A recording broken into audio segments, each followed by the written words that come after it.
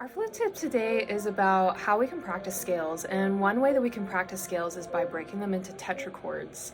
A tetrachord is a 4-note scale pattern that spans the interval of a fourth.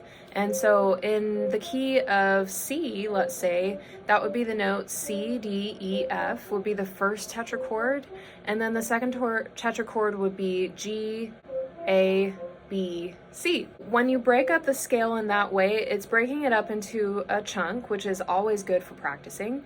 But when I've been working with my flute students the past couple weeks, I found that a lot of their mistakes are happening where the tetrachords meet up. And so I'm going to take the scale A flat because this has been a difficult scale for my students. And this is how we've been practicing it. We start A flat, B flat, C, D flat.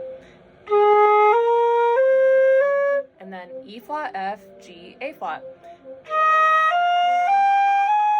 Then you can practice it up in the second octave as well, starting at A flat again, and then doing the next tetrachord starting on E flat. Doing chunks is always good for practice, and chunking it by tetrachords is a really great way to practice. The other benefit of doing tetrachords is that you can start noticing where the tetrachords share different scales. So if we're working with the A flat scale, the second tetrachord started on E flat. So E flat, F, G, A flat. Guess what?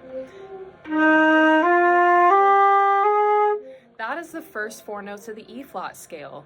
And so you can find those patterns where tetrachords overlap with other scales, because these tetrachords are just the building blocks, the foundation of our major and minor scales, depending on how you, where you start the tetrachord and what your pattern is.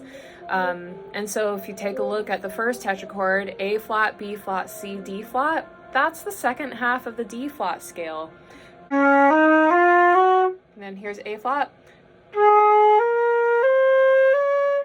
When you see these patterns in music, it helps you understand it better. And the better you understand your scales, why you play them, and how they're formed, the better you can play your music. And so that's really why we learn and practice scales.